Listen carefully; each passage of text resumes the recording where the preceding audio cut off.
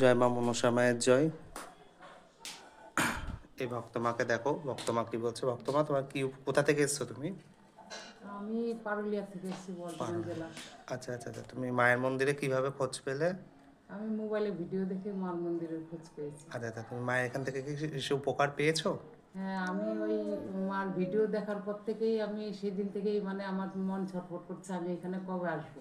আচ্ছা আচ্ছা তারপর আমার মেয়েকে বললাম আমাকে নিয়ে যাবে ওইখানে। তখন বলছে হ্যাঁ নিয়ে যাব। আমি বলছি তাহলে ঠিক আছে, তোর বাবা তো খুব অসুস্থ, তাহলে তোর বাবা বাড়িতে আসুক, তাহলে একসঙ্গে আমরা সবাই যাব।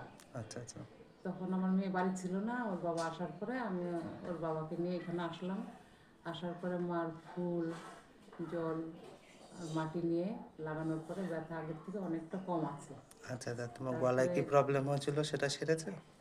আমার কাশি হয়েছিল, হুম। খুব কাশি হয়েছিল। তারপরে ঠান্ডা লেগেছিল, কাশতে কাশতে দম ফেলতে পারতাম না, বুকে কফ জমে গেছিলো। আমি এমনি ওষুধ খেতে পছন্দ করি না, তা আমি ডাক্তারখানা যাইনি। এখানে আসার পরে তারপরে মার জল খেয়েই ঠিক হয়ে গেছে।